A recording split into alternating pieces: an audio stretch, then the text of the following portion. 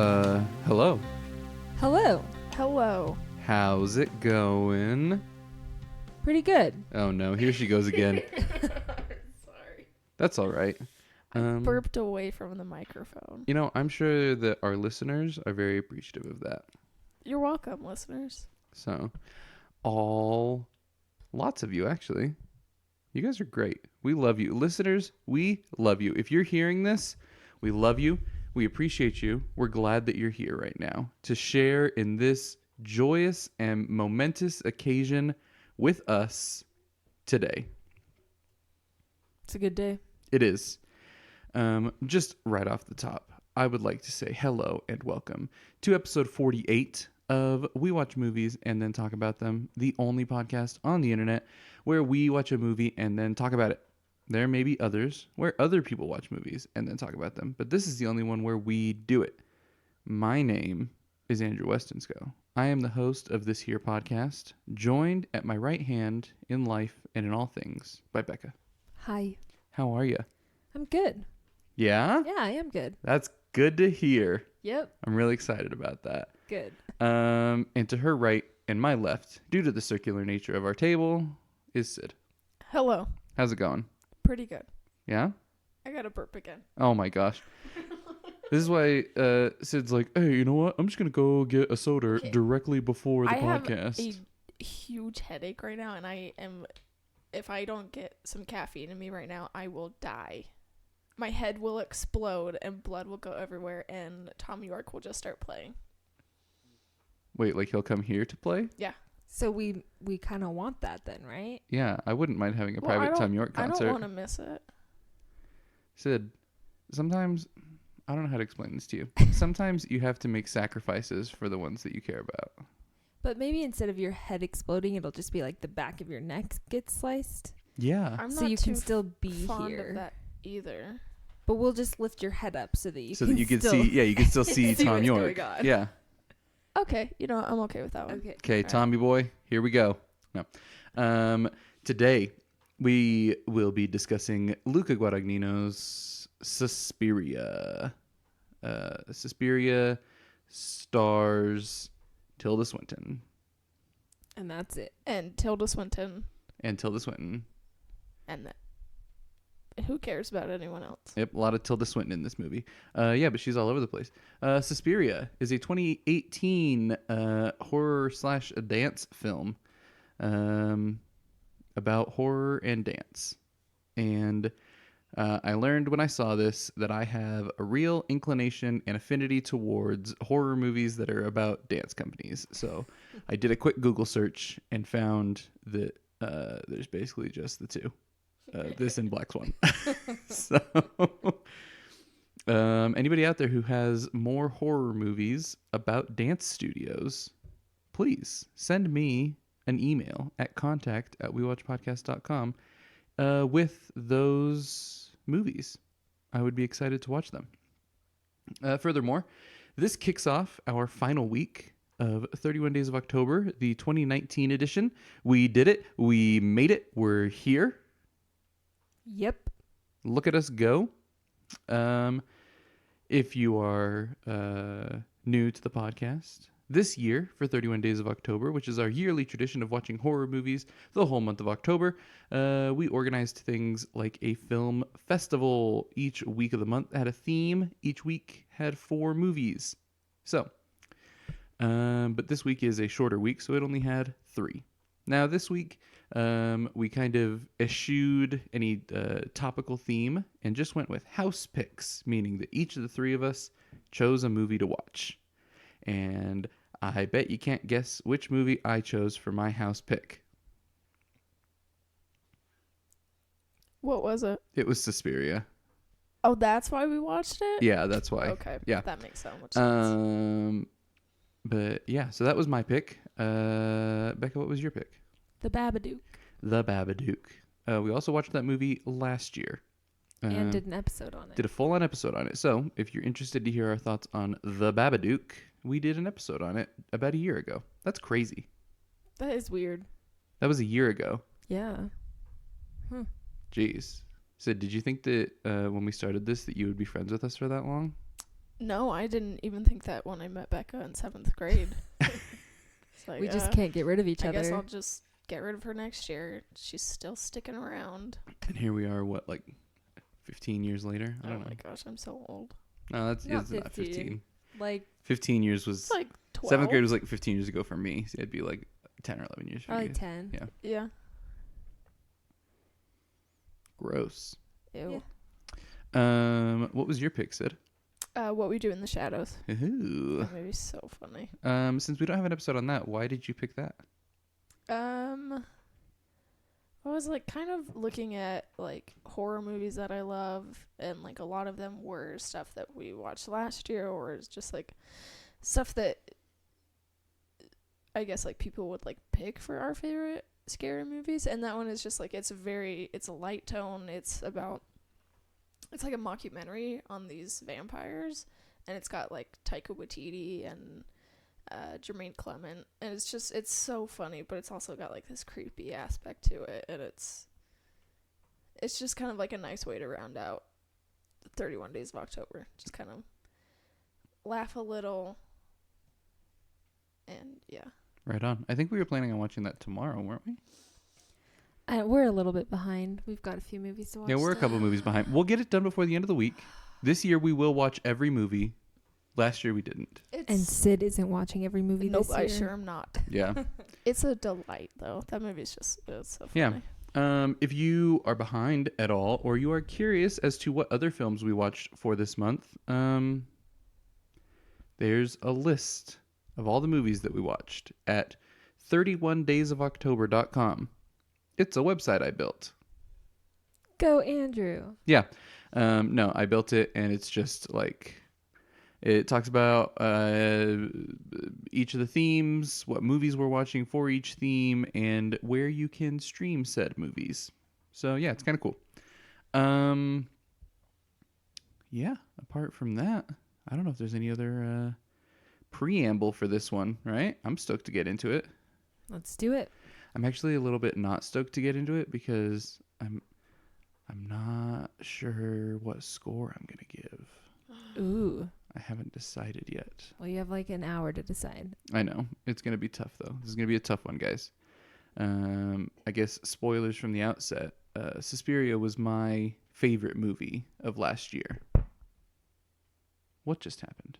I accidentally hit the microphone. Oh, jeez. I'm sorry. I'm just a mess today. Maybe a little bit, yeah. Yeah, Suspiria was my favorite film of last year, so I've been itching to talk about this one, and I basically have to bribe Becca to watch it. So,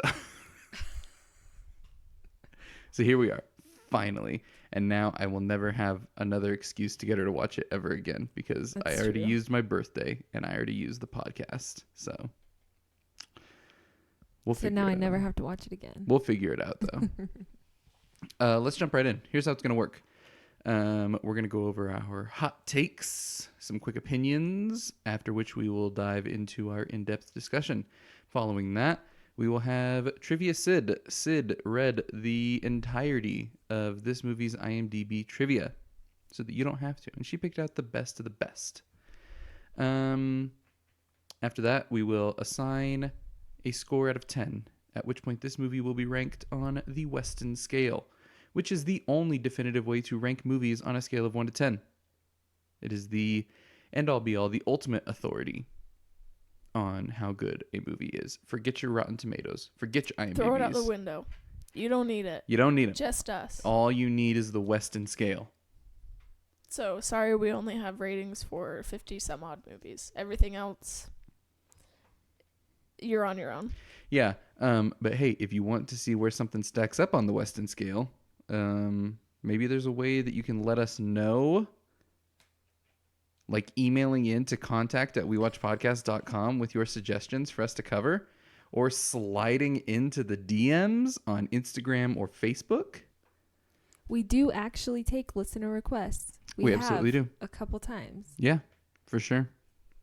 Dancer in the Dark, which is one of the highest rated movies on the Weston scale, was actually a listener request. So is Alien. Alien was also a listener request. Yeah. Well, folks, let's jump into it. Let's do some hot takes. Don't burn yourself on these hot takes. It's my favorite part of the show. I just love doing that. I know it is. I can tell. It's so great. Becca, how hot is your hot take? I think it's pretty hot. Make sure you blow on it. I enjoyed this movie. Yes. That's a very hot take for these guys, because the first time I watched it, I very much hated it. Like a visceral reaction to it. Yeah, it was bad. I hated it. Like we all saw it together in the theater, and on the drive home, like I kept trying to talk about it, and Becca was just like, I hated it so much. I did. Couldn't even have a conversation about it. Well, it just made me feel so gross, and I just I didn't like how it made me feel. Second time we watched it, I didn't hate it. Didn't love it either. I just didn't hate it. Still improvement. This time, I actually enjoyed it. I feel like I got it, I guess. Yes. Not that there's a ton to really get, but I got it, and I have always enjoyed the dance sequences. I just have hated the terrible death sequences that are the dance sequences. You can't have one without the other, and so I didn't like that. And I still don't love that, but the dancing is amazing. Obviously the music, we could talk about that forever. The music is amazing. And yeah, I enjoyed it. So that's my hot take. That's so hot. Sid, how hot is your hot take? It's pretty hot. Yes. I liked it. All right, folks. We'll see you next week. I think I made that joke a few weeks ago. Lame. I'm sure we're the first podcast to ever make that joke. So. Yeah, I remember seeing it the first time, and I just wasn't sure how I felt about it, but I remember as I was kind of writing my little review for Letterboxd, I came to realize that I actually really liked this movie.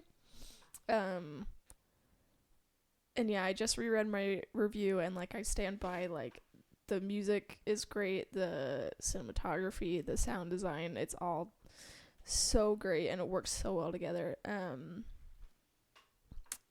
shoot, I forgot what I was gonna say. Maybe it'll come back to me. Anyway, that's my hot take. All right. My hot take is very hot in that obviously I love this movie. If I named it my favorite film of the year, then I obviously loved it. And I think that I love it a little more each time that I watch it. This is now the 4th time that I've seen it. We went and saw it in the theaters, the 3 of us. And then I went back, I think either the next day or the day after. I remember listening to the episode where at the other topics we talked about watching it. And you were like, yeah, I liked it. I don't know if it's one that I'd see again. And then 2 days later. Yeah, well, but I guess that's the thing. Coming out of it, that's kind of how I felt. I was like, oh, that was kind of cool. Sure. But then it just kind of stuck with me. And there was a handful of sequences that I was just dying to see again. And those brought me back to see it again in the theater. And then the second time seeing it in the theater when I was like, holy cow, this really is something else. And that's when my love for it was solidified. Longtime listeners of the podcast, and anybody who's talked to me about the awards season will know that I think that the Oscar category that is missing is best sequence. I think there should be an award for a best individual segment of a film, because I'm a big sucker for a really, really effective sequence in a movie. And this had 3 or 4 that I just couldn't get out of my head that I wanted to see again. It's the same thing that made me see Annihilation 3 times in a week in the theaters. You know what I mean?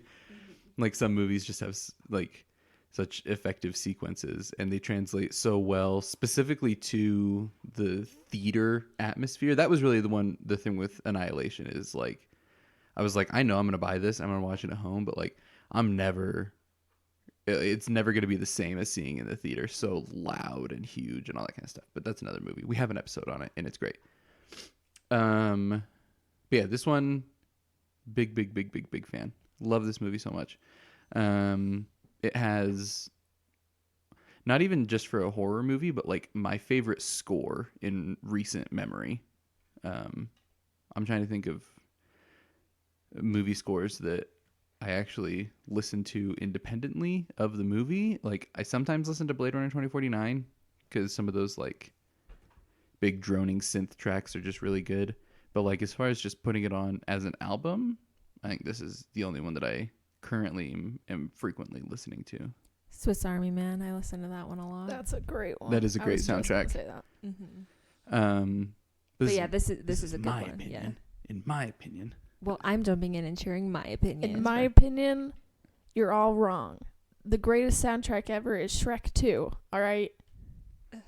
Get off the podcast. I know what I'm talking about. Okay, maybe you're right. Who knows? It is a really good soundtrack. It's a fine soundtrack. I stand by that. Okay. Cool. Point being, and again, longtime listeners of the podcast will also know that I'm a huge sucker for films that just like go for it, that have like just completely, totally audacious ideas that, like, if you just read them, you'd be like, how are you even going to pull this off? And they just go for it. And this is one of those films that, like, narratively just goes for it. It's not as, like, visually bombastic as some of the films that I've given credit to in that aspect, but narratively it has a cool idea that could very easily become very confusing.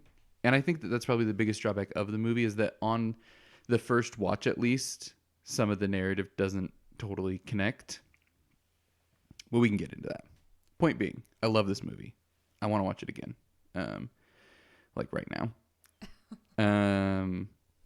But yeah, instead I'll probably just go see The Lighthouse again.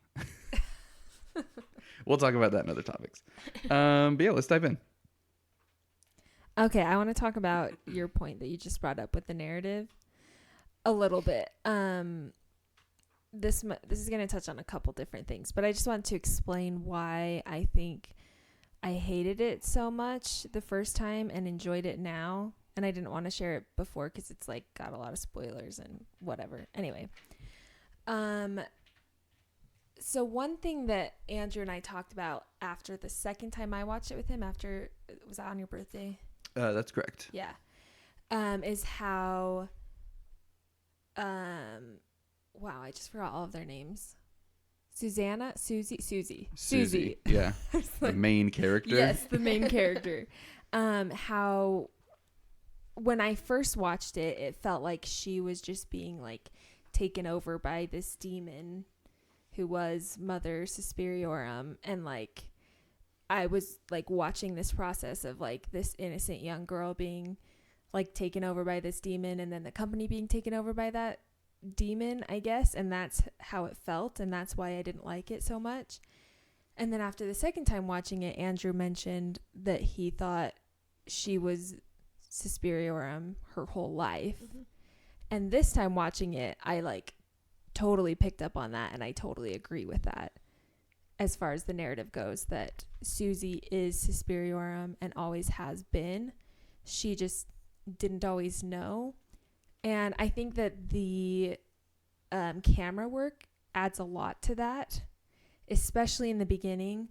Like when she first gets to the dance studio, there's a few moments where the camera gets really shaky and it like focuses in on one thing. And I didn't understand those scenes before, but this time watching it, to me, it felt like Susperiorum coming out a little bit, and maybe like recognizing the studio or recognizing the other witches or whatever. And then there's a few times where you hear like Susie breathing, and then there's also someone else breathing. Like it sounds like two people breathing. And it I does didn't that. pick up on that. That's really cool. Yeah, it does like little, very subtle things like that a lot in the beginning. And I only picked it up because we talked about it last time, and I was kind of looking for it this time. Mm-hmm. And when I was looking for it, I noticed it everywhere, and it was all really subtle, but like really added to the fact that like she is Susperiorum. And then the obvious one being her dream sequence when she wakes up and says, "I know who I am," and shouts that like that's when it all kind of comes together. But anyway, I just wanted to mention that, like, that helped me understand and get it better and enjoy it more. Yeah, for sure. One of my favorite things to say is that the best horror movies are just family drama dressed up with supernatural elements, right? That's what makes something like Hereditary or Midsummer or There's even actually Babadook. a really good YouTube video that I think you should watch. Oh, really? Oh, what's it called? I'm very curious about this. Yeah, I've had it in my watch later because I wanted it to tell you guys. Okay, it's just called How to Make an Effective Horror Movie by Screened. It's pretty good. It talks about... what movies? I know it talks about Hereditary. By Screened. Okay. I will add that to my watch later. And I will have... Oh, he talks about The Babadook, The Witch, and Hereditary. Oh. Yeah. So, yeah, also, I guess I'll mention those same ones. Maybe I'll finally have my opinion validated by somebody who has 216,000 views on their video. It's more than us. All right. Yeah. So I've been saying that for a while, though. And I think the first time that I really started thinking about that as like a consistent theme was probably in our episode about Hereditary. Yeah. The idea that the best horror movies are just family drama dressed up with some horror elements. So yeah, so Hereditary, Midsummer, The Witch is a really effective example. The Babadook. This kind of takes that and modifies it a little bit. And really what this movie is a political thriller dressed up with some supernatural elements. Yeah. Like, this movie is not about witches necessarily. This movie is about a power struggle. Mm-hmm. And because my biggest confusion coming out of watching this the first time is I was like, why did they spend probably a total of like 30 to 35 minutes of the runtime on this outside conflict, right, happening in Germany? Mm-hmm. And the reason is to give us, it kind of gives the audience a grounded reference of a power struggle. And so the power struggle within the dance company is mirroring this struggle that's going on outside, right? Because the first time I watched it, I was like, this is just so random. Like, why even bother including this? But that's why. It gives us a frame of reference as to the struggle that is going on inside of the dance company. Because really, the story here is not of Susie Banyan going to a dance company, learning how to dance, getting taken over by witches, whatever. The story of this is of the struggle between Marcos and Blanc and the fallout that comes from that. And really what I love so much about this movie, because I talk about how there's so many sequences that I just wanted to see again. And last year, I did call the like head exploding bloodbath at the end. I called that my favorite sequence of the year. I think I have shifted my opinion though as to what my favorite sequence in the movie is, and I think it's the epilogue. I think it's less obviously flashy than Death Incarnate going around exploding people's heads, but it's so cool in what it does as far as subverting horror movie tropes in a really effective way, because you come out of this movie feeling like Mother Suspiriorum is a good guy. Yeah. And like she's kind and forgiving, not to the people who voted for Marcos, obviously, but like it takes, you would expect her to, you know, when Mother Suspiriorum returns, or any of the three mothers really, you expect when they return that it would be some sort of like crusade, or that they would want to expand their power or take over things or whatever.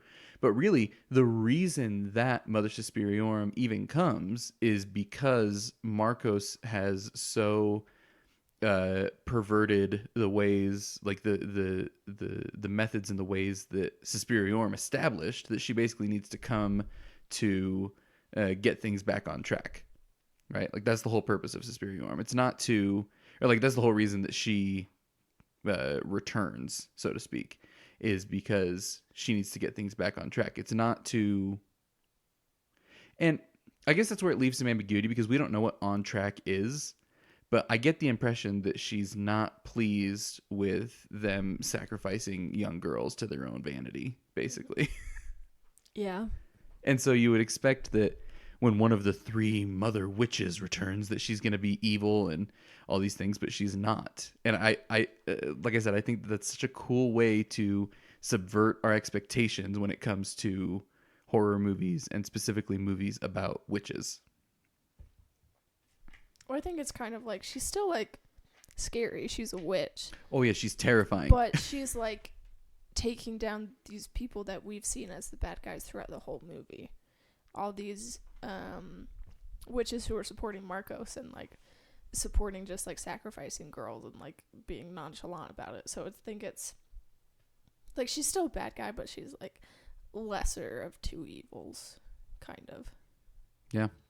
And because like we follow her in the story the entire time, like we don't expect her to be the bad guy until the end. I feel like it's easier to not see her as a bad guy. Well, like I said, I even think like they do some setup of it beforehand because there's specifically the scene where Klemperer is talking to Sarah and kind of going through Patricia's journal with her and Patricia's research into the witches. And that's the first time that we have mention of the three mothers. Mm-hmm. And so the first time I see it, at least, I'm listening to that and I'm hearing, oh, there's these three witches. So we have this coven of witches who we know are sacrificing young girls, right? Or murdering them in gruesome ways, right? We've seen that before this point in the movie. And so when you tell me that they serve one of the three mothers, I'm thinking, oh, shoot. Like, if that's these guys, then the three mothers are bad news. Yeah. And that's the first time as well that he's like, Mother Marcos claims to be one of the three mothers. And so even then, when it turns out you get to the end and we're having that big old sequence and Susie comes in and is talking to Marcos and there's the whole like, for whom were you anointed? And she says, Mother Suspiriorum. And then Susie's like, I am she. Like, my heart drops at that moment because even kind of subconsciously the movie has set me up to believe that Suspiriorum is going to be this intense destructive force, right? And she is. Well, we see destruction immediately after. She absolutely is to the people who, like I said, perverted the things that she set up, right? Yeah. And then it flips it all on its head when she goes and sees Klemperer and does him like this huge kindness, essentially. Yeah. And like those are probably my favorite lines of dialogue in the film when she's talking to him. And she's like, we need guilt and shame, but not yours, doctor. Mm-hmm. And like, it's just like, it's, I don't know. That whole sequence I think is so effective at one, tying up the story, but also it almost acts as a twist. I feel like that it turns out she's not just like walking down the street, exploding random people's heads and doing destruction and all that kind of stuff. Like you look at something like The End of the Witch, right? Mm-hmm. Where like, you have this witch in the woods serving the devil, and at the end, she murders the entire family of innocent people who didn't do anything. And then what's the girl's name in the movie? I don't remember. It's been so long since I've seen it. Who plays her? It's what's her name?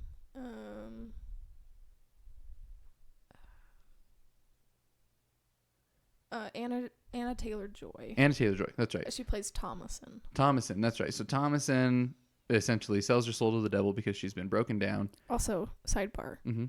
Robert Eggers has 2 movies coming up. Two of the movies that he has coming up have Anna Taylor-Joy in it. Ooh, I'm super down. Are any of them set for a 2020 release? Let's see. I doubt it. He likes to take his time. My phone decided to stop working. That's all right. It's because it knew I was looking at devilish things. There you go. So basically, Thomasin sells her soul to the devil, goes out And it turns out it's not just one witch, it's a whole coven, and they float off into the sky and look super evil, right? Like that's what you expect to happen at the end of a witch movie. Yeah. And so this takes that, and it has the big bombastic moment of heads exploding and violence and all that kind of stuff. But then at the last moment, it twists it on you and it says, well, she did that for a specific reason, and she's actually not that bad. I don't know. It's I think it's a really cool way to end the story. Very satisfying, and like I said, it's subversive in a really satisfying way. Yeah.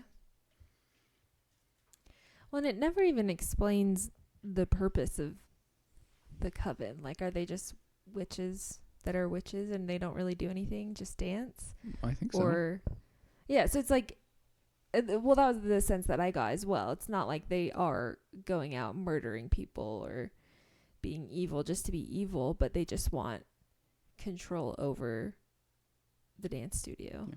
Well, and you even get that, like, you get the impression as well that this descent into the sacrificing of these girls is not was not always the guiding philosophy of the dance studio, right? You really get the impression that it is exclusive, like it turns that way exclusively because Marcos has decided she doesn't want to die. And they even say, like, this ritual hasn't been done like in a very, very, very long time. What do they say, like in written history or something like that? Yeah. So like they don't even know if it's possible what Marcos wants to do. So like this whole idea of, you know, killing and torturing girls is not what the dance studio or the coven itself ever was meant to be. And I think one of the more effective portrayals of that is when the chick with the huge glasses kills herself. Yeah. You know what I mean? Like, it's been transformed and warped into this thing that she's no longer comfortable with, but doesn't have an escape. And so she kills herself. Like, I don't know. Like, but I guess to your previous question, like, I don't feel like the movie has a need to explain why the coven is. Yeah. Right? Like, they just are. Yeah. Because the important part of it is that power struggle between Marcos and Blanc.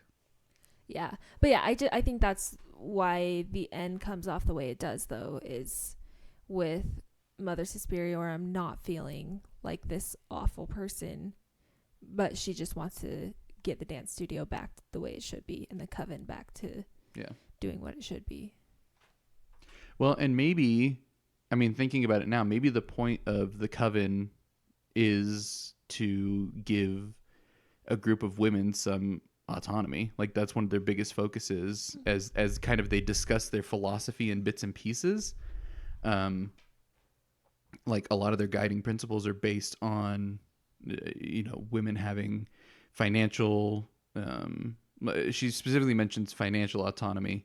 But really they, in several different ways, they talk about just, you know, women, I guess, being the dominant force in their own life. So maybe that's the purpose of the coven. I don't know. Yeah, I could see that. And Suspiria and Marcos just took that and, like I said, started sacrificing people to her own vanity and trying to obtain a new body. So it's all about girl power. Yes. I think in a lot of ways, yeah, it is. Yeah, that's honestly, I was picking up a lot on it. In like, definitely in like autonomous ways, but also like taking control of like your own sexuality. And really there's hardly any men in this movie. Well, and even the most prominent male figure is played by a woman. Yeah. And the only two men who like are actually like have lines are the cops, and they're seen as idiots, and they laugh at his small little dick, you know? Yeah. So yeah, I think it is definitely kind of about like female empowerment, but also like kind of showing that women can take advantage of other women like Marcos does. Yeah, for sure. So just kind of like not going too crazy with it and like taking advantage of others. I want like a prequel to this movie of kind of like the rise of Marcos, because you get the impression that this has been going on for a little while. When she like burns her bra in the name of feminism, and then her boobs just start leaking. Yeah. Marcos is very leaky at the end. Sid pointed that out, and I couldn't stop seeing it after that. I couldn't stop either. It was just coming from everywhere. Yeah. Specifically the boobs, though. Yeah, they definitely leaked. And why You the need a little poncho. hands? Yeah, why did she have little hands growing out of her? That was so gross. Maybe that's just from like past rituals gone wrong. Ooh.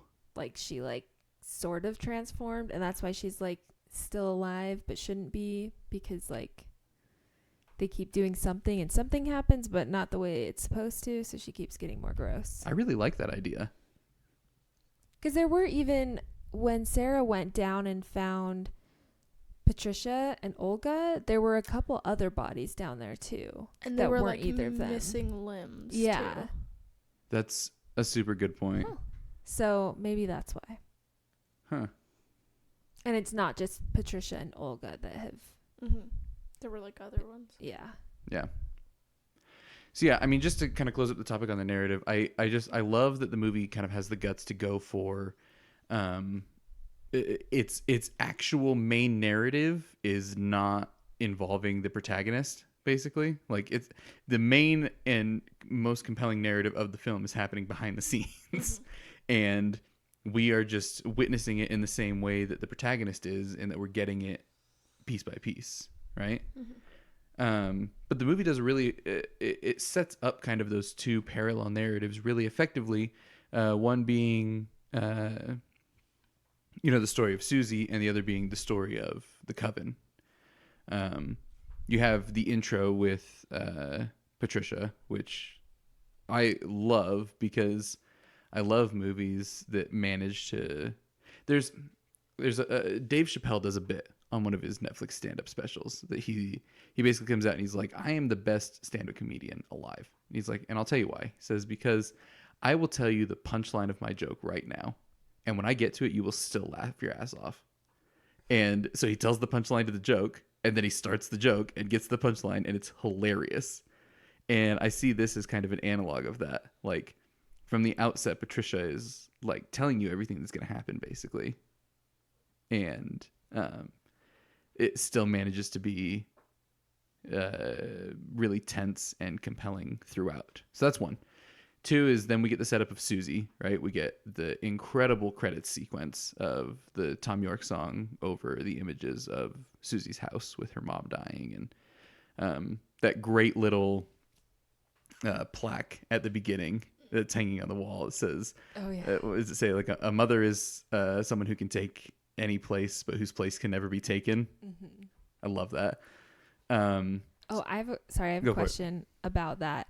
Did her mom die before she left, or is her mom dying while she's there and dies when she? I think that her mom dies because this is so, and this is just because I guess my point is I don't see a reason to do this if it didn't have a purpose. But the actress that plays the mother is the same actress that plays Death. Mm-hmm. So I don't see a reason to do that if it wasn't connected in some Okay. way, right? So, and it even, there's some flashbacks like during the ritual at the end to Susie's mom. So I think she dies right there, and Susie brings her back as Death, or Suspiria brings Susie's mother back as Death.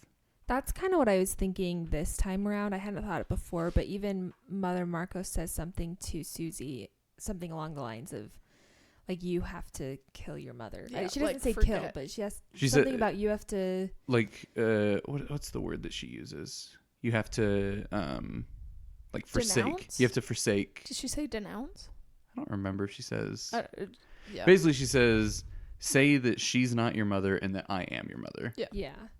And that's when Susie is like, to whom were you anointed, and all that kind of stuff. Mhm. So this time around, that's when I imagined her mom died. Well, yeah, because they even cut back and show her like taking a big gasping breath, and I took that to be that she died. And then it's so obvious if you think about it, because she does the whole like, and then the next shot is of Death walking up the stairs. Mm-hmm. Yeah, I just didn't put it together the first two times. Yeah. So jumping back is you get the really effective setup of Susie's story, and like I said, that just the awesome shots of her house and her family and her mom dying and them cleaning her and her getting anointed by the local priest and whatnot, and then it cuts out and she, you know, is in the subway, and you see the title on the on kind of the marker in the subway, which I think is really cool. There's a really cool throwback to the original movie, and you see the police, you know, busting some punks in the subway. That's like cut from the original. One of the things I want to talk about in a little bit are the ways that this calls back to the original, but is not in any way a remake of it. And then you get that other sequence, starting chapter 2 or act 2 rather, where you get that just kind of drum beat with the piano, and it does that just absolutely incredible tracking shot all throughout the witches' quarters. Oh, And you get the yeah. voiceover of them voting between Marcos and Blanc. Point being, you get these two parallel narratives set up right at the beginning, and then they both keep progressing, and you get little breadcrumbs of the witch's narrative, but really we see it all through Susie's eyes. And so you're totally excused to miss what I think is the actual narrative of the film, which is the power struggle between Marcos and Blanc. But they're set up really effectively, and then just move forward together until they kind of come back together during that last ritual sequence. So yeah, those are my thoughts on the narrative. I don't want to take like the entire podcast just to talk about the narrative, because there's so many other good things about this movie. But yeah, is there anything else you guys wanted to say on that? No. No. I mean, it just takes a few times to get it. Like, Yeah. that's why I hated it the first time. I was neutral the second time. After the third time, I feel like I get it and actually enjoyed it. Awesome. Let's talk about some of the actual filmmaking going on here. How do you feel, Sid? You just It's shook so your head. good. It's so good. Oh my gosh. Just like there are things that like I pick on that I don't normally pick up. Like the editing is awesome. The sound design is amazing. Like, I mean, cinematography is normally something that, you know, it's hard to miss because you're looking at it. But this one, it just like really stands out, and just like all the jump zooms that they have, and like the shaky I love cam. those. I love the jump zooms. Oh, they're so awesome. And just like the one shot of Susie in Blanc's quarters, and Blanc is like in the bathroom, and she turns around, Susie's like right next to the and camera. it's like super bokeh. Oh my like, gosh. yeah, that's a really cool shot. Yeah, this movie's just so good. Two things that I picked up on more so when it comes to the craft of this. One was the editing. I never like paid the editing a ton of attention before this time watching it, but this time it just blew me away. It's so aggressive in the way that it's edited, but it's also like similar to, I'll say the same thing about the cinematography. The cinematography, I wouldn't use the word aggressive. The editing is aggressive. The cinematography is really technical, but neither of them are flashy in the way that they are those things. Yeah. Especially, I think the first sequence with Patricia, the editing in there is just redonkulous. Like, so many quick cuts to little insignificant shots, but they do a really good job of two things. One, establishing the space that you're in, and two, kind of throwing you off balance. Like, I think my favorite one is when she's talking about how they took her urine and her hair, and now they've taken my eyes. And then it cuts away to Klemper's medicine cabinet. Mm-hmm. And she's like, and she can see me now. And like, your subconscious like puts eyes on it. Yeah. And like, there's no reason to. Mm-hmm. You know what I mean? But there's so many different little shots. Like, it'll shoot like the leg of a chair for a half a second, Mm-hmm. or like the bookshelf, or a light, or a picture frame, or whatever. And the camera's just jumping around so much in that room that it just throws you off balance right at the start. And it does that here and there throughout the film as well. There are other sequences where it'll do that to both establish a room and throw you off balance. I think it's a good way, especially in that scene, to put you in Patricia's state of mind as well, because that's how she's looking at the room, I assume. Yeah. Is that she's freaking out. She's looking at everything. There's even the one part in that scene where she sees the book with the eye on it and flips it over. Yeah. So yeah, I think that's a great way to help us feel as like disoriented and like worried as she does, because we see all these like insignificant objects that somehow seem to have significance because the camera's focusing on them, but we don't know why or if they're significant. Yeah, So, which is what she's going through as well. for sure. There's also a number of quite impressive tracking shots that I feel like don't draw attention to themselves. Mm-hmm. And again, I'm a sucker for a big tracking shot. You watch something like Children of Men, which those are really flashy tracking shots, Mm-hmm. right? Like that, the intention there is that you're like, holy cow, it's still going. Yeah. But here they use tracking shots really effectively to establish space and to make movement of the characters very concrete in our minds. Because something that, like, I'm talking like the polar opposite of this movie, something like the Marvel movies do is, especially during fight scenes, and this is a technique that they use, like especially during fight scenes, they have super quick, super jumpy cuts between many different takes of the fight scene. Yeah. And the idea is that you can't keep track of the people, basically. Like, you see somebody get hit with a punch, but then, something else is happening instantly, and boom, boom, boom, boom, boom, and all these different things are happening so quickly. Here it's the total opposite. I think back to, again, the head exploding scene, and there's the part of it where she goes downstairs and it's Olga and Patricia and Sarah standing there, and she goes around and asks them all what they want, and they all want to die. That whole thing where it takes her through each of them, that whole thing is one big shot. And then it swings back around as she steps up onto kind of the pedestal, and then after she's up there, it cuts back to a wider angle shot. But that whole there's maybe 3 or 4 just really excellent tracking shots during that whole sequence at the end that, again, make it feel like a real space that something is actually happening in, and you get a sense of where things are in relation to each other, and the movement is really easy to track, and people are easy to keep track of in the space. I don't know. I think most of them that you've brought up are like circular too. Like, Yeah. it's just spinning around a room rather than like going in and out of rooms or moving to a different space. Like, it's just circling around the room. Yeah, that's a good point.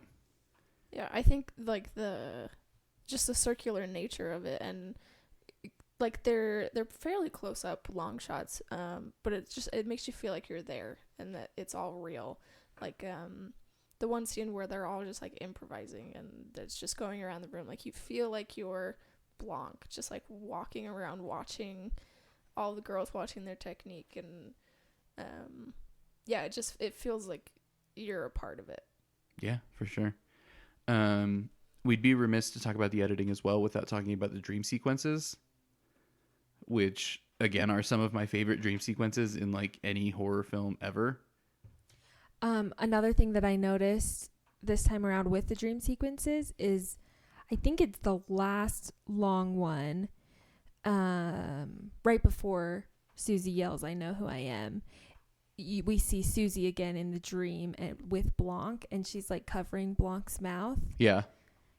I don't know. I just thought that was a cool part, that it almost made it seem like Susie was starting to take control of her dream as think well, so. and like put herself in there purposefully. That's a cool interpretation of that, because Blanc does say that she's the one that sends Susie the dream. So the idea of, in the dream, Susie covering Blanc's mouth, like, yeah, asserting control over the whole thing. That's a good pickup. I just because I was paying attention to anything that would show Susie as Suspiriorum, like, that really stood out to me. That's really cool. Yeah, I compare these dream sequences to the ones in Rosemary's Baby. Have you seen that, Sid? Mm-mm. It's quite good. It's on my list for next year. Don't watch it with Austin. I wasn't planning to. He's a big baby. Yeah, he's not gonna like that one. No. You would hate it also, Becca. I know. I'm staying away from it. Do you know like what it's about? Yeah. Okay. So spoilers for Rosemary's Baby then. Basically, the devil impregnates Rosemary and she has his baby, and that's the idea, is that Rosemary's Baby is the son of the devil. But the dream sequence in that movie is just absolutely phenomenal. Like, it really makes me wish that Roman Polanski wasn't a pedophile, because Wouldn't that be nice? here's the thing: he made Rosemary's Baby pre-pedophilia, so we're allowed to watch pre-pedophilia Roman Polanski movies, But he made The Pianist, which I post. haven't seen. I did see it, but I illegally downloaded it. There you go. So I didn't give him money. Excellent. Also, please don't tell the FBI. Yeah, if you're going to watch any post-pedophilia Roman Polanski, or really any Woody Allen ever, or anybody else that I'm missing? Bryan Singer. Yeah, Bryan Singer. Just make sure that you pirate them. Yeah, do some research. Because here's the thing, you don't know what? give him money. 21st Century Fox has enough money, right? Mm-hmm. They don't need your money from you renting X-Men, Yeah. right? Hugh Jackman has enough money. Patrick Stewart has enough money. Bryan Singer should not get any more money. Especially for Bohemian Rhapsody. Yeah, never watch Bohemian Rhapsody. Actually, we paid to go see that, and I'm very disappointed in myself on multiple levels. I also paid to watch it. No, Guys, nobody's perfect. We have to end Nobody's the podcast now. No, our morality has been compromised. What was I even saying? Oh, dream sequences. It's just the sound design in them, the like backwards echoey voices, how violent the second one is specifically, because there's really only the two main dream sequences. The first one is pretty innocuous, right? Has that really excellent shot of, I don't even know who it is, but like clutching onto the door frame Yeah. and Oh my gosh, and that one's so sliding up. awesome. That's Oh, such a yeah. freaking cool, like, 1 just, second like, of movie. The cool like reflection on the wall. Yeah. Everywhere. It's just, it's so cool, and it makes no sense, and I love it. No. And even you get that image of Blanc sitting on the ground and like crossing her arms in the weird way. And her hair's all And her hair's all in her front of face, I like- love that. And for some reason they decided that was the image to put on the cover of the Blu-ray, which I'm fine with because it's a really cool shot, but like, don't see how it's like the defining image of the film. Yeah. But then the second one gets a lot more violent. There's like, you know, the arm is being cut, and like it even goes back to her mom lying in bed dying, and I don't know, just the dream sequences are so good at being so unsettling. Mm-hmm. And I love that. I love to be unsettled by movies, if you haven't picked up on that. And that's credit, I think, a lot of it to, again, the direction and the editing. Because it's so spastic in those dream sequences. It's just, it's so good. I love it. I love it. Well, because that's what a dream is, and that's what a nightmare is. It's just like, Yeah. you can't really put it together. Like when I had a dream that another podcast was bagging on us. Yeah. That made no sense. Yeah. Freaking fantastic. And then again, what more can be said about the score? It's so good. It's such a ballsy score. Like, you look at, I mean, I kind of, when I first heard that he was doing the music, I kind of assumed he would take the Johnny Greenwood route. Johnny Greenwood, also from Radiohead, for those of you who are not up to date on your UK rock bands. Also one of the greatest movie composers currently working today. He's really orchestral in all of his scores, like very old school in the way that he puts together a score, which is very effective. But this is downright modern. There's drums in it, like. But then I can't even imagine where you even start. Like, my biggest respect for Thom Yorke in this comes down to the composing of Volk. Oh my gosh. Oh, it's so Oh, good. yeah. Like, how do you sit down and think, I'm going to write the song that is really going to define this movie? Right? So much pressure. Exactly. Like, and how do you send that? Like, how do you, and when you come up with it and you send it to Luca and you're like, I think this is Volk. Like, that song is so off kilter and disorienting.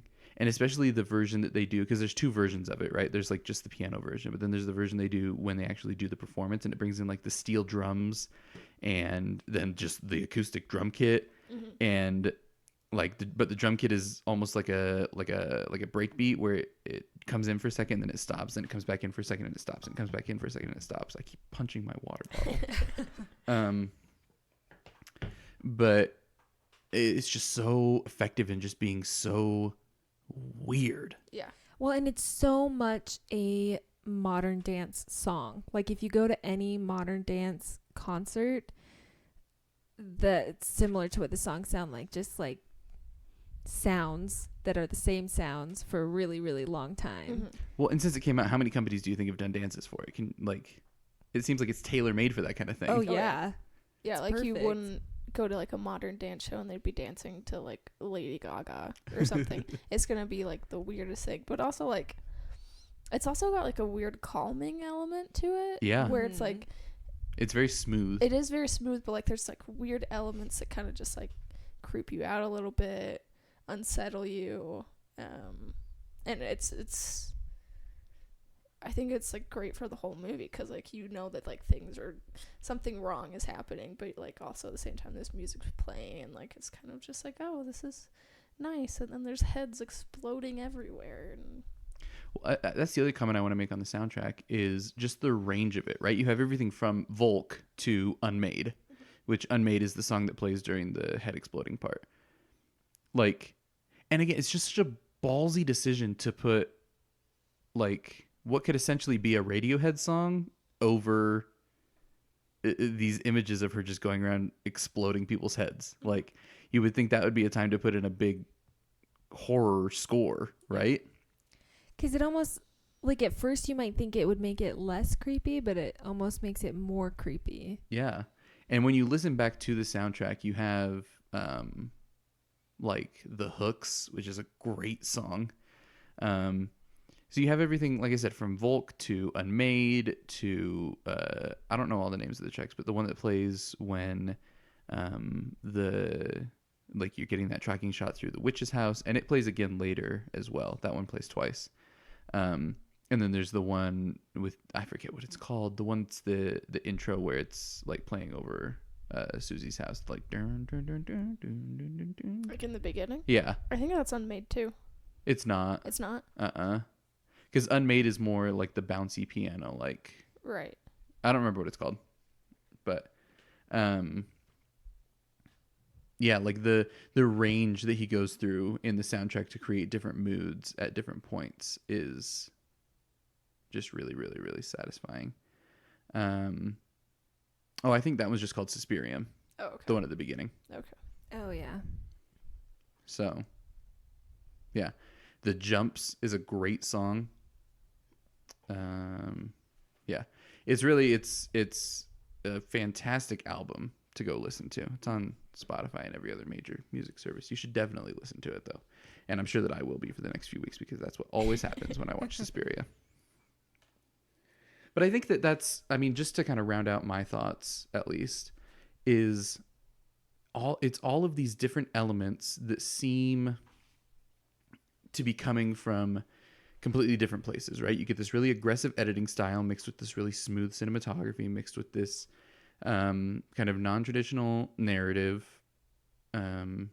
mixed with this just really out there, honestly, score. And you say that, you know, the girl from 50 Shades of Grey is going to carry it. Like, it's these kind of elements coming from so many different places that Luca, and this is where direction comes into it, right? Is like Luca takes all of these things from so many different places and manages to make it into a cohesive whole and an effective one. And not only effective, but affecting. Like it makes you feel things, and it's beautiful, and I love it. And I think that's probably the conclusion of my thoughts about it. I don't know if there's anything you guys want to talk about. I think I pretty much covered how I feel about it, and I'm actually at a point where I like it, so I don't know. I think that's all I have to say. All right, Sid, anything else before we get into trivia? No, I think just the best scene is the Olga scene. Have we not even talked about that? It's so good. The editing on that is incredible. And what a message to send, right? As you get into it, and things are pretty chill up to that point. Yeah. And then, like, it's like 0 to 100. Oh yeah. It's like, oh, shit's real. It's like, Like- she is peeing her pants. Yeah, she does is pee her just pants. like vomiting bile. Like, it just throws you into it. And just like, again, how gruesome it is. Like, But it's so cool. it's so cool. I've Oh never my seen gosh. anything like that before. One time I was at work and I was just like, I want to watch that. So then I went to Amazon and just watched that one scene. Well, and with that, I wouldn't be able to stop. I guess we haven't also mentioned just the choreography Ugh. of everything is fantastic. It's so cool. I wonder who did it. Let's see.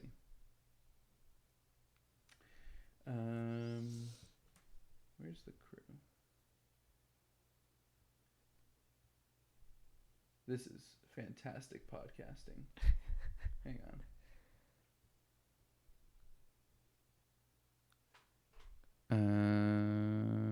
We're looking here. Dancing coach, choreographic assistant. Well, that's a cool title. There were some things in trivia that made me look.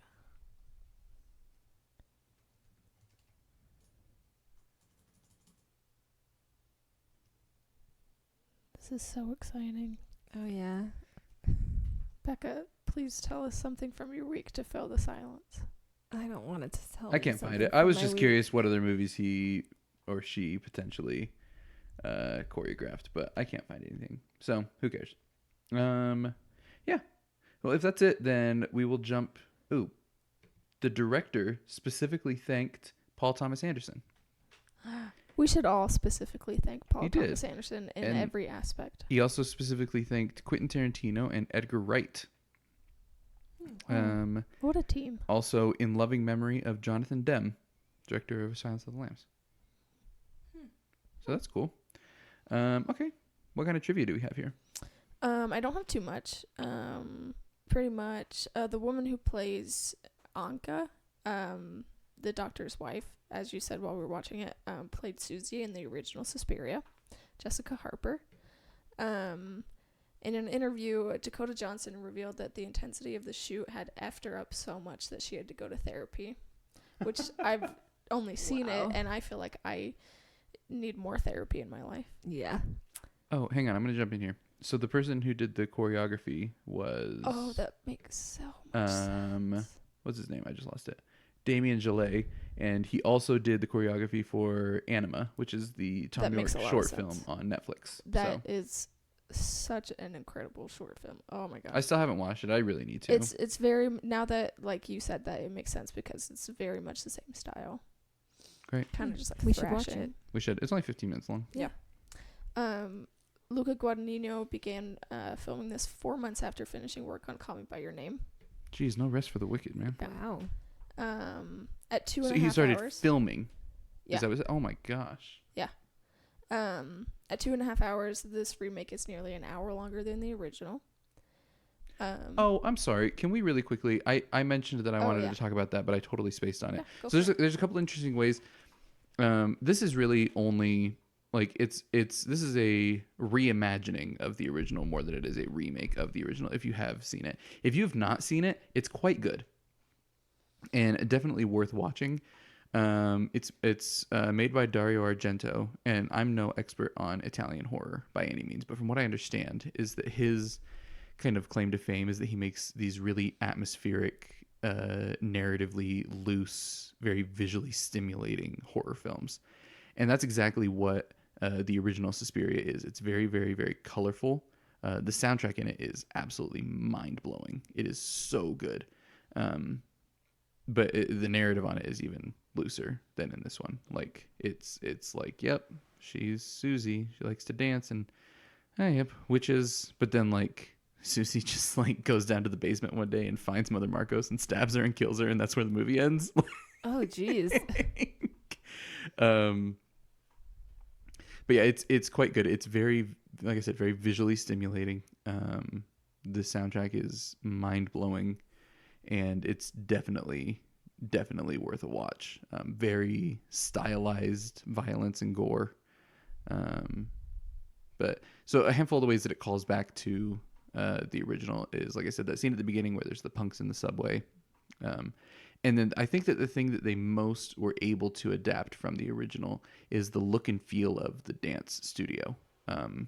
They do a very good job of it. It feels very similarly, specifically some of the longer corridors and stuff like that. There's also the scene where we see Sarah counting her steps. That's something that Susie does in the original to, as she explores the dance studio, to kind of, she realizes there's like trick doors and stuff. So to keep track of where she is, she counts her steps. So that's throwing back to the original. It doesn't end up having a big effect on this, but it literally is just kind of a wink to everybody who has seen the original. And yeah, I think it's again, it's a really ballsy move for him to say, I'm going to remake Suspiria, and then just like only kind of tangentially even be similar to it. So good job, Luca. One more thing is that one more thing I wanted to mention about the dream sequences that I thought of as I was talking here is that a lot of the kind of more abstract visuals of the dream sequences end up coming back into play later on. I think specifically there's the scene where it shows like the dark tunnel and the empty hallway during, I think, the second one. And we see Susie walking down that same dark tunnel on her way to the ritual. And that big empty dark hallway is the one that has Marcos at the end of it. So we see like these kind of more abstract visuals of the interior of buildings, and those end up coming into play later on. So I thought that was kind of cool. My apologies for cutting off your No, you're fine. trivia. Okay, so the first footage of this premiered at CinemaCon in 2018, and many audience members left midway through because it was intense and disturbing.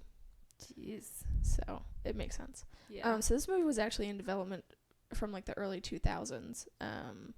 When David Gordon Green was attached to direct, Natalie Portman was set to star. So she could have been in 2 horror ballets. I don't know if she could have. No, I don't think she could have. She's just got a different. Her vibe in Black Swan is much more innocent than what Dakota Johnson ever I don't does think here. she could have, not seemed. Who was supposed to direct? Did you say? David Gordon Green. What has he done? I'm curious. He. Oh. Is not. There we go. Wow. He directed the 2018 Halloween reboot. Ugh. I think we can all agree it's a good thing. Directed Pineapple Express. Yeah. All right. Huh. I'm glad we got Luca. Yeah. Yeah. Luca said that he wanted to separate this one from the original by toning down the colors and making it more like wintry and subdued. And even just like thinking about that, like through the whole movie, it's super unsaturated and there's hardly any color. But in the very last scene, it's like summer and we see the doctor's house and it's like all bright and green. So yeah, I didn't notice that till this time. Cool. This is the 5th collaboration between Luca and Tilda Swinton. Wow. I need to go back and watch more Luca movies. I've seen A Bigger Splash and, of course, Call Me By Your Name. You've seen Call Me By Your Name? No, what's that movie? I don't know. I think Luca directed it. I've heard it's pretty good. Huh. As we stare at the As we poster of just it on the stare at wall. it. Giant Call Me By Your Name poster on the wall. Oh, that movie. I was wondering what that was.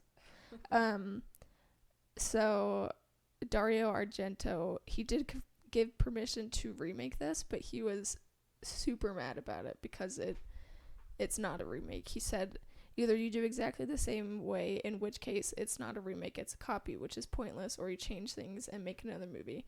In that case, why call it Suspiria? Well, from everything I've read, Dario Argento's kind of a prick. Oof. Yeah. So. Yikes. Also, when David Gordon Green was attached, Judi Dench was rumored to play Blanc.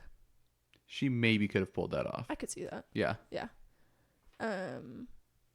And Luca Guadagnino, he used the actors who played Mafalda in Call Me By Your Name. And she plays Alberta in this one. She's like hardly even in it. Which one is Alberta? She's pretty much the only scene that I recognized her in was the scene where they're like taking away Olga's body.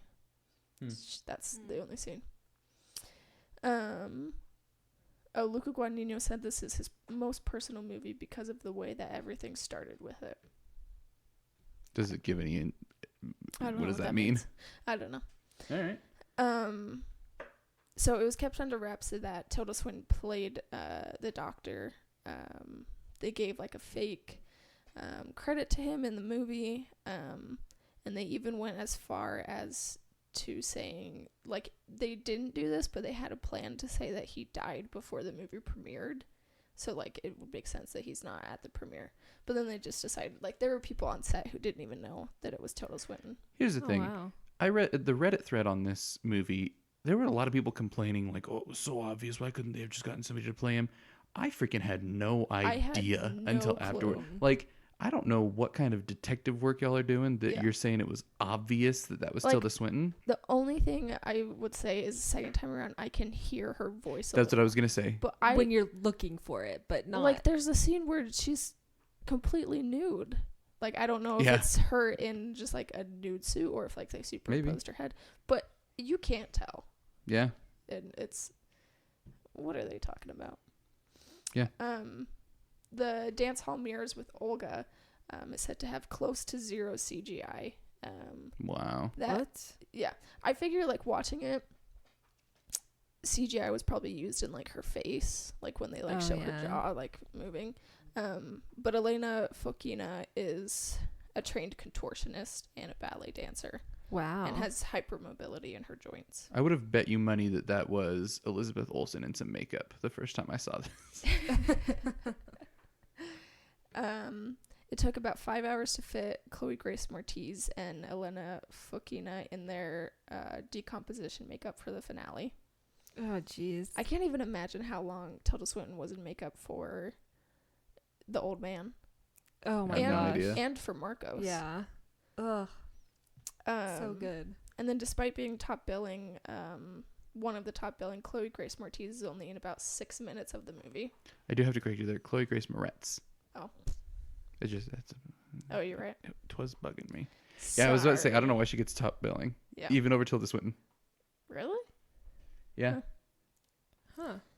Yeah, the billing goes as follows. Chloe Grace Moretz, Tilda Swinton, Doris Hick, who played Miss Sesame, and then Margarzata Bella, who plays the mom, and then Dakota Johnson, and then everybody else. Weird. I don't know. Weird. Yeah, Mia Goth is like down towards the bottom. And she plays Sarah. What the... Wacky. There's a brief final shot of Susie right at the end of the credits where she like does like a hand move and She does the same one that Blanc does when they're eating a Blanc's quarters and Blanc comes out of the bathroom and does just kind of like the hand wave down. Okay. She does that same one, but like to the audience. Oh. Puts a spell on you. And that's all I have for you. Well, excellent. Cool. All right, folks. Let's do it. Final thoughts in square to 10. Becca, what do you got? All right. Well, it's a good thing that we're doing the podcast on the third try for Let's this hope movie. so. Because my score is much higher than it would have been after the first or second time. I swear, if Suspiria had the lowest rating of any movie, I would die. The lowest... We cannot rate it lower than I was going to It. say, the lowest that a movie has ever been rated by any member of the podcast was I gave It Chapter 2 a 3. But like this movie really is amazing. Like even take away any like negative feelings I had toward it the first time, like the craft of it is absolutely incredible. And it really is a movie that like helps me, someone who doesn't know a lot about film, understand and recognize things like the importance of narrative, editing, music, directing, like all of that. Like this is a movie that I can watch it and understand that and see the importance of it. So for those reasons, even more than just liking it, my score is an 8.8. Great. Yeah, I really like this movie. I don't have too much else to say other than where I may not love the narrative and like kind of the violence and disturbing parts of the movie, I love the craft of it, and just all around there, it's so well done. I'm gonna give this one an 8.9. All right, folks, here it comes. I said I was undecided at the beginning, and over the course of the podcast, I have decided on a number. Is it a high number? No, I'm going to give it a 2.8, just to rate it worse than It Chapter 2. No. This is one I've been playing with for a long time. I've kind of been excited and glad that I didn't have to give it a rating up till now because I just didn't know. But especially after sitting down and actually like talking through it with you guys and everything like that, I think that for me, this movie is a 10. Nice. Look at you giving away your 10s. No, I just have the loudest mouth when it comes to choosing movies. And so 8.8, 8.9, and a 10, like a 9.4, 9.3. Yeah. I just only have 2 movies right now that are perfect 10s in all of the fair. movies. Tree of Life and A Ghost Story, okay. which we haven't watched yet. Let's see, so how I many... guess I can't rate it yet. I have given, on the podcast, I have given 10s to Tree of Life, Her, Blade Runner 2049, Dancer in the Dark. I just need to see again, but I'm pretty sure it's a 10. Black Swan, There Will Be Blood, and Suspiria. I think I've only given 2 10s. Sid, you gave a 10 to, I know I gave it her, to Her and The Dark Dark Knight. Okay. Yeah. I think that Dancer in the Dark is probably a 10 for me, and if we watch Boyhood, I'd probably give that a 10. Yeah, Boyhood's probably a 10. We'll do that at some point. Yeah. All right. Well, this concludes our discussion of Luca Guadagnino's Suspiria. Let's not spend too much time on other topics just because we could talk forever about how last night we saw The Lighthouse and it was incredible and I love it and I immediately want to watch it again and it was so good and Robert Eggers is a genius and I just want him to come out with more movies. That's it? That's all you're going to say about it? Yeah. He's gonna, if you give him any more time, it's just over. Like, I really am. I've been true. thinking about it a lot. Becca and I talked about it a long time after you guys left last I'm night. sure. Mm-hmm. And holy cow. It is really good.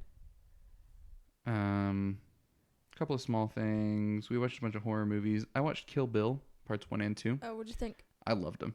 Yeah, they're not my favorite of his, but I really liked them. Sure, but it's quite a bar. Yeah. They were phenomenal. I really Yeah. liked them. Yeah, they're really fun. We watched Southbound, which is like an anthology style horror movie. Five It's fun. little mini stories in an hour and a half. It was pretty good. It was fun. I watched Bonnie and Clyde from 1967. Oh. That was quite good. A friend of mine recommended it to me, and I listened to it. Or I watched it, and there you go. You watched anything else, Becca? No, just the horror movies for October. All right. Sid, you have anything exciting you watched? I watched The Fighter. It's quite good, Yeah, right? it was really good. We tried to watch it a few weeks ago, and then I was really tired, and we passed out. So we finished it last week. It was really good. And then we saw Insomnia. It's Ooh, the Nolan? Yeah. Nice. Not as good as his other ones. Like I would probably say with all the ones that I've seen, bottom tier. That's to be understood. He was starting out. Yeah, he was starting out. Like me and Austin talked about it after, how it seemed like it was kind of like his bridge into like big Hollywood movies where he had Memento, where it's just like weird, like general audiences probably wouldn't like that one as much. So it was like kind of more of a basic plot line, not with his normal weirdness to it. But used to just kind of like, he has bigger names in the movie, bigger budget. So yeah, it was pretty good, but just not his best. Cool. And that's all that I've been watching. Awesome. Yeah. All right, guys. Well, we hope you join us next week. We're taking a completely different tone. Next week, we'll be watching Coco in honor of Day of the Dead. So, Yes, because October's been hard. yeah, for probably the movies. biggest polar opposite of Suspiria that you could possibly ask for. Yes. But yeah, if you want to get in contact with us, you can do so via email at contact@wewatchpodcast.com or slide into the DMs, Facebook or Instagram at wewatchpodcast. But yeah, apart from that, we thank you for joining us on this journey of 31 days of October. We know that we have picked maybe some more challenging movies to do episodes on this month, but we wanted to do that, so we did. We thank you. We love you. And we'll see you next week. I'm Andrew. I'm Becca. I'm Sid. Bye-bye. Bye. Bye.